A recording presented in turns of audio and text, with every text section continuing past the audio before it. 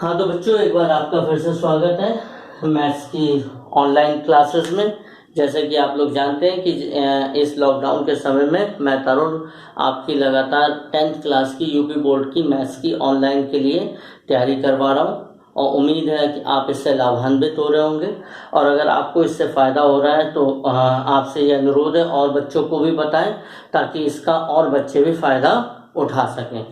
और इसके मेरे जो कुछ पुराने वीडियो हैं, जब से हमने ये काम करा है ऑनलाइन क्लासेस का, तो अगर आपने पुराने वीडियो नहीं देखे हैं तो उन वीडियो को देखें। देखिए, ऑनलाइन क्लासेस की जो सबसे अच्छी बात ये है वीडियो के थ्रू कि हम अगर कोई चीज़ छूट गई है तो हमारे पास में वो चीज़ है ऑलरेडी यूट्यूब पे पड़ी हुई है, हम जब चाहें तब जाकर उस चीज़ को देख सकते हैं। ठीक है, और जब हम उसको देखेंगे हम उसको एक बार और रिवाइज करेंगे। जैसे कि हमने पिछले वीडियो तक चैप्टर नंबर 2 को कंप्लीट करा था, आज हम लोग चैप्टर नंबर 3 स्टार्ट करेंगे। जो चैप्टर नंबर 3 है वो है दो चर वाले रैखिक समीकरण युग्म। तो ठीक है, आज हम इसकी तैयारी करते हैं। बहुत इंपॉर्टेंट चैप्टर है। इस चैप्टर का आगे आगे जब तक आप मैथ पढ़ेंगे, पढ़ाई पढ़ेंगे, इसको यूज करा जाएगा। देखिए, सबसे पहले समझिए दो चर का मतलब क्या होता है, जिसमें दो चर होते हैं, एक x और एक y। x और y को हम नॉर्मली चर राशियां लेते हैं, वैसे चर राशियां कुछ भी ली जा सकती है, तो उसको हम दो चर वाले रैखिक का मतलब होगा जिसमें x और y की घात 1 होगी। ठीक है, तो दो चर वाले रैखिक समीकरण का मतलब ऐसी समीकरण जिसमें x है, y है और x और y की घात 1 है। अब रैखिक से समझिए, रैखिक देखिए नाम से क्लियर लग रहा है कि ये रेखा के खानदान का कोई है, पिक्चर वाली रेखा नहीं, मैथ वाली रेखा। ठीक, तो रैखिक समीकरण का मतलब हुआ कि दो चर वाले जो रैखिक समीकरण होते हैं, अगर हम उनको ग्राफ पेपर पे बनाएं, ग्राफ पेपर पे भी हम आपको बताएंगे, अभी कुछ चीजों की कमी है, ग्राफ वगैरह देखते हैं कैसे करना है। तो रैखिक समीकरण है, अगर हम दो चर वाले रैखिक समीकरण को अगर हम ग्राफ पेपर पे खींचें तो हम उन्हें एक रेखा बनाएंगे। जैसे हम लोगों ने 9th में करा था, किसी समीकरण को ग्राफ पेपर में बनाते हैं तो एक स्ट्रेट लाइन मिलती है। ठीक है, जो ग्राफ पेपर पर एक रेखा को प्रदर्शित करती है। और यदि ऐसी दो समीकरण है, अगर अपन लोगों के पास एक समीकरण है और ऐसी दो समीकरण है, तो उसे हम क्या बोलेंगे, समीकरण युग्म। देखो बेटा, युग्म को आप लोग जानते हो, युग्म का मतलब होता है पेयर, पेयर का मतलब जोड़ा। यानी अगर कोई भी चीज हमारी जोड़े में है, जोड़े में दो चीजें होती है, जोड़े का मतलब दो से होता है, अगर कोई भी हमारी चीज जोड़े में है तो उसको हम क्या बोलते हैं, युग्म बोलते हैं। तो जब दो समीकरण है तो कितनी रेखाएं होंगी, दो रेखाएं होंगी, सिंपल सी बात है। और अब जब हमारी दो रेखाएं होंगी तो उनमें तीन स्थितियां हो सकती हैं। पहली ये हो सकती है कि दोनों रेखाएं एक दूसरे को किसी बिंदु पर काट लें, यानी प्रतिच्छेद करें। दूसरी ये हो सकती है कि एक रेखा के ऊपर दूसरी रेखा, यानी एक ये लाइन है, उसी के ऊपर दूसरी लाइन हो गई, बिल्कुल उसी के ऊपर ओवरलैप हो गई। ठीक है ना, उसको पूरी तरीके से ढक लिया, तो उसको हम बोलेंगे समपाती। तीसरा ये स्थिति हो सकती है, दोनों ना तो एक दूसरे को कट कर रही है और ना ही एक दूसरे के ऊपर है, तो उनको बोलेंगे क्या, समानांतर। जैसे रेल की पटरियां हैं, दो रेखाएं चलती जाएंगी, इनके बीच की दूरी हर जगह पर क्या होगी बेटा, समान होगी, इसलिए इसको समानांतर रेखाएं बोलते हैं। अगर आप समांतर रेखाओं का संधि विच्छेद करें तो मिलेगा समान अंतर, यानी कि उनके बीच का अंतर हमेशा समान रहता है। तो अब अगर हमारे पास में बच्चों दो रेखाएं युग्म है, तो अब हमें ये बताना है कि भाई वो प्रतिच्छेद कर रही है, संपाती है या समांतर है। तो इसके लिए हमने एक नियम बनाया हुआ है, एक इसका रूल है, और ये बड़ा इंपॉर्टेंट चीज है क्योंकि इस पे आधारित प्रश्न हमें मिल सकता है। मान लिया हमारे पास दो समीकरण है, a1x b1y प्लस c1 बराबर 0, a2x plus b2y plus c2 बराबर 0। हमने क्या काम करा, 0 एक तरफ रखा, बाकी सारी चीजें एक तरफ कर ली। फिर a1 बटे a2 निकालेंगे, यानी x का भाग निकाल लेंगे हम, b1 बटे b2 निकाल लेंगे, y का भाग निकाल लेंगे, c1 बटे c2 निकाल लेंगे, यानी जिसमें x y नहीं है उनका भाग निकाल लेंगे। तीनों के भाग हम निकाल लेंगे पहले से। अब हम इन तीन में से एक स्थिति होगी, अगर a1 बटे a2 यानी x का भाग और b1 बटे b2 यानी y का भाग बराबर नहीं है। देखिए ये क्या है, बराबर के चिन्ह को ऐसे कर दिया यानी बराबर नहीं है। तो पहली कंडीशन होती है, क्या है पहली कंडीशन, एक हल यानी एक बिंदु पर कट करेंगे, संगत, जिसका हल होता है उसे हम संगत भी बोलते हैं। ये दो वर्ड आप देखेंगे, संगत और असंगत। दूसरा, या एक बिंदु पर प्रतिच्छेद करती है, तीनों के लिए ये कंडीशन होती है, इसको अद्वितीय हल भी बोलेंगे, एक हल। आगे बात समझे, अगर वो बराबर नहीं है, x का भाग और y का भाग बराबर नहीं है, तो हम कहेंगे संगत है, एक हल है और रेखाएं एक बिंदु पर प्रतिच्छेद कर रही हैं। दूसरी कंडीशन, अगर a1 बटे a2 यानी x का भाग, b1 बटे b2 यानी y का भाग और c1 बटे c2 यानी जो जिसमें x और y कोई नहीं है उसका भाग, तीनों अगर तीनों बराबर हैं तो हम ये कहेंगे समीकरण के अनेक हल हैं, यानी वो समीकरण बहुत जगह पर काट रही है, यानी संपाती होगी, एक के ऊपर दूसरी रेखा। संगत, चाहे एक हल हो चाहे अनेक हल हो, उसे हम संगत बोलते हैं। और संपाती, यानी अगर आपको कोई भी इन तीनों में से चीज लेनी है तो आपको इस समीकरण को ध्यान रखना पड़ेगा, इस कंडीशन को ध्यान रखना पड़ेगा। लेकिन अगर a1 बटे a2 और b1 बटे b2 यानी x और y के भाग तो बराबर हैं, लेकिन c1 बटे c2 बराबर नहीं है, तो हम ये कहेंगे समीकरण का कोई हल नहीं है। पहली बात, समीकरण क्या है, असंगत है। असंगत का मतलब क्या हुआ, जिसका कोई हल नहीं है वो असंगत, और समानांतर है, यानी कहीं पे भी नहीं कट कर रही है। तो आगे बात समझ में, a1 x का भाग निकालेंगे, y का भाग निकालेंगे, अचर पद का भाग निकालेंगे। अगर दोनों भाग बराबर नहीं है तो पहली कंडीशन, दो तीनों भाग बराबर है तो दूसरी कंडीशन, और अगर पहले दो बराबर है लेकिन c1 बटे c2 बराबर नहीं है तो तीसरी कंडीशन। अब हम इस पर आधारित कुछ प्रश्नों को करेंगे। हाँ, तो बच्चों आपके सामने है एक्सरसाइज नंबर 3.2। 3.1 मैं इसलिए नहीं ले पा रहा हूँ अभी क्योंकि वो ग्राफ की एक्सरसाइज है। आप लोगों में से ज्यादातर बच्चों के वर्तमान में ग्राफ पेपर होना मुश्किल है, तो उसको काम अभी आप नहीं कर पाएंगे, उसको हम थोड़े समय के बाद दे लेंगे।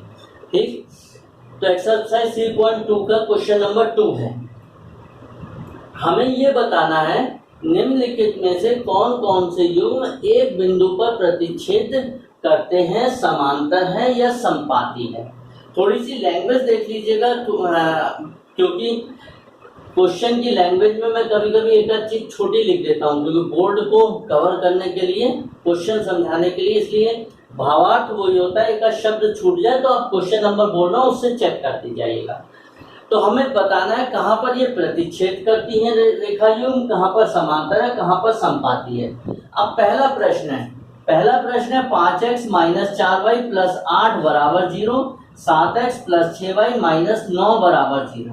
तो पहली समीकरण में x के साथ वाला नंबर a1, y के साथ वाला नंबर, ध्यान रखिएगा चिन्ह के साथ में होता है b1, और जिसमें कुछ नहीं है वो हो गया c1। तो a1 का मतलब 5, b1 का मतलब -4 और c1 का मतलब 8।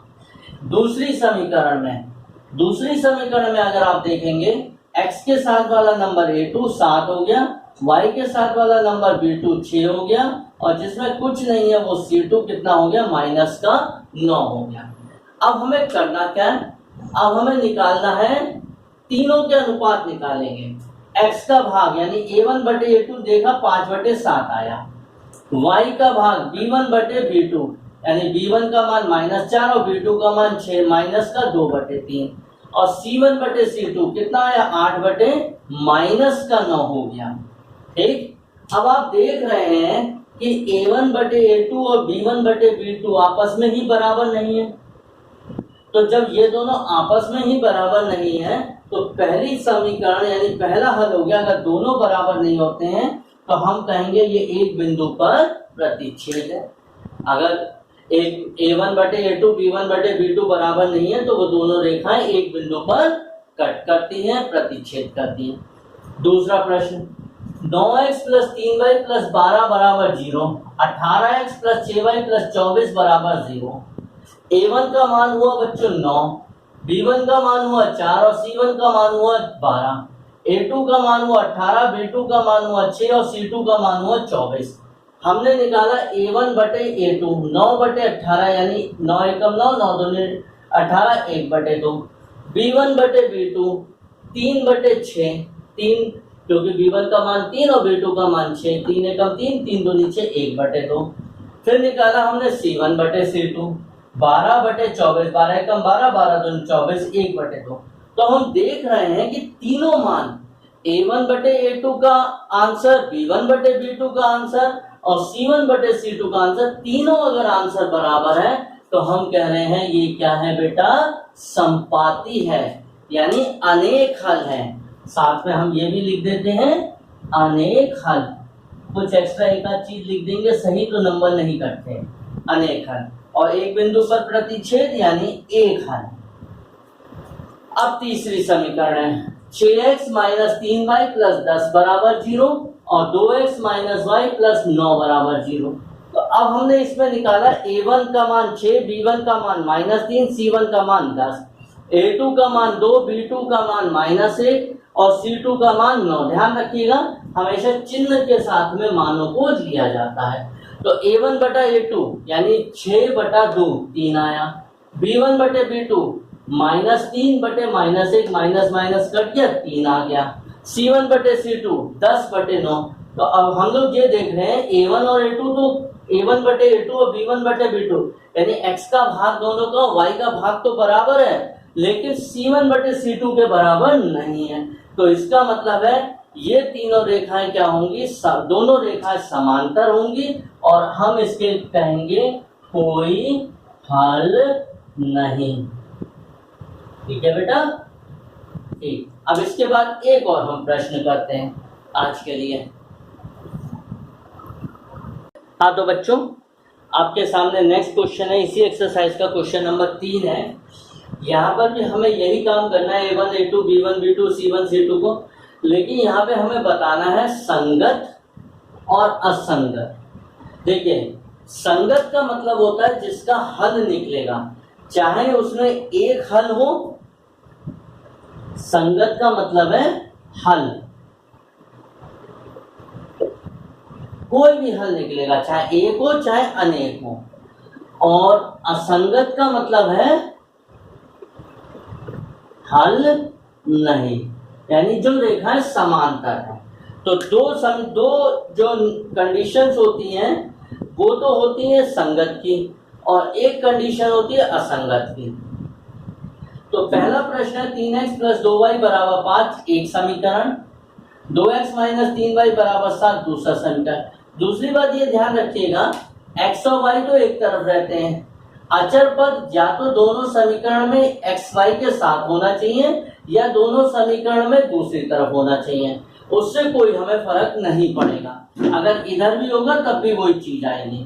तो x का भाग करा कितना हो गया, a1 बटे a2 3 बटे 2, y का भाग करा, y का मान यहाँ पर 2 b1 और -3 b2, b1 बटे b2 2 बटे -3 और अचर पद का भाग करा c1 बटे c2 कितना हुआ 5 बटे 7। आप देख रहे हैं a1 बटे a2 और b1 बटे b2 ही बराबर नहीं है, तो इसके एक हल हुआ।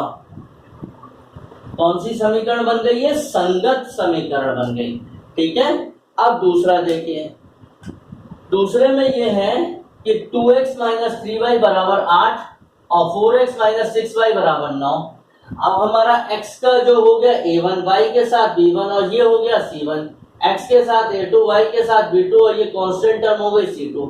तो a1 बटे a2 करा हमने, a1 बटे a2 कितना हो गया 2 बटे 4, 2 बटे 4 यानी 1 बटा 2। b1 बटे b2 करा, ये कितना -3 बटे -6, तो ये 3 बटे 6, ये भी 1 बटे 2 हो गया। c1 बटे c2 करा 8 बटे 9, तो ये भी हमारा आप देख रहे हैं a1 बटे a2 b1 बटे b2 तो बराबर है, लेकिन c1 बटे c2 बराबर नहीं है। तो इसका मतलब है कोई हल नहीं है। ये कौन सी समीकरण है, असंगत समीकरण है।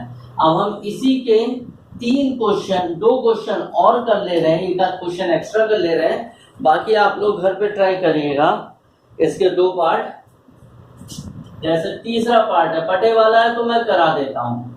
3/2x प्लस 5/3y बराबर 7। चाहो तो इसमें एलसीएम वगैरह ले लो, चाहे रहने दो, रहने देते हैं अभी। तो ये a1 हो गया, ये b1 हो गया, ये c1 हो गया। दूसरी समीकरण है 9x माइनस 10y बराबर 14। ये a2 हो गया, ये b2 हो गया और ये c2 हो गया। ठीक है, अब हम लोगों ने a1/a2 लिया। a1 का मान 3/2, a2 का मान 9। ये नंबर यहाँ पर आएगा तो 3/2 गुणा 9, 3 एकम 3, 3 तिया 9, तो 1/6।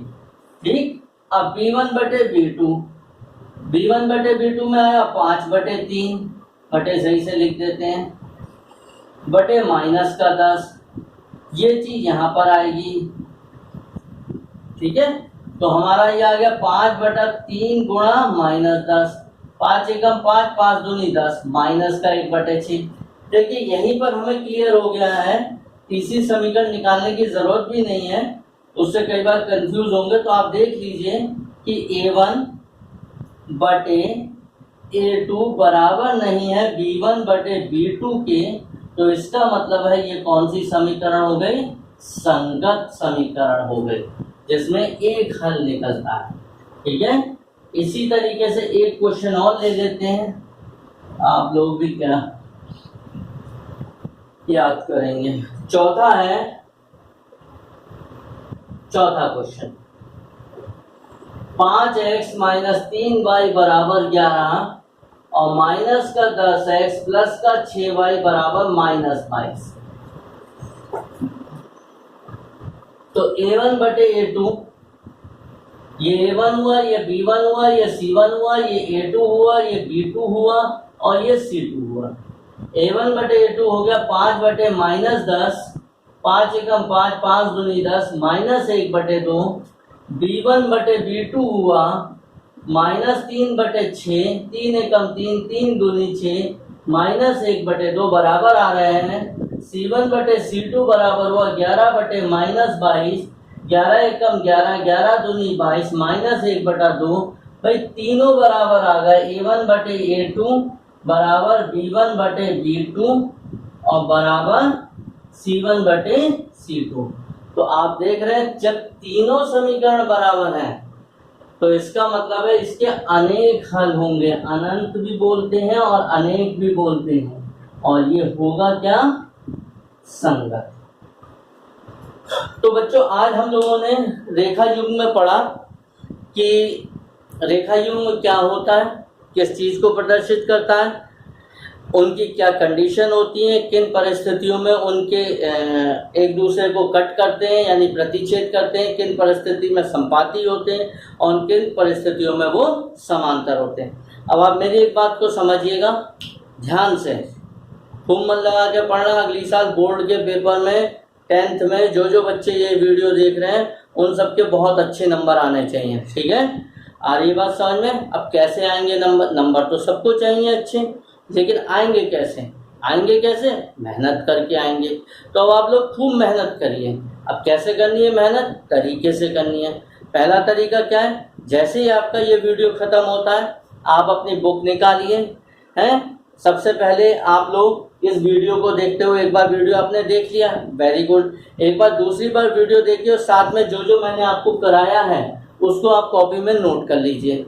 ठीक है, और फिर आप अपनी एनसीईआरटी निकालिए, एनसीईआरटी की एक्सरसाइज नंबर 3.3 निकालिए, 3.2 सॉरी, और उसके जो मैंने क्वेश्चंस बताए उन क्वेश्चनों को करना शुरू कर लीजिए। इसके अलावा अगर आपके पास में कोई और बुक है, बाहर नहीं जाइएगा बुक लेने के लिए, ठीक है ना, इस समय बाहर नहीं जाना है हम लोगों को। तो अगर आपके पास में और भी कोई बुक है, घर पे है आपके पास में आपके किसी बड़े भाई बहन की, उसमें अगर आप कुछ और क्वेश्चन करना चाहें तो आप क्वेश्चन को करिए। कोई अगर प्रॉब्लम हो तो मुझे नीचे कमेंट बॉक्स में आप लिख के बताइए। ठीक है, अगर आप मेरे से ग्रुप से जुड़े हुए हैं, मेरा नंबर आपके पास है, तो आप अपने उस नंबर पर आप मेरे को मैसेज भी दे सकते हैं, प्रॉब्लम अपनी भेज दीजिए।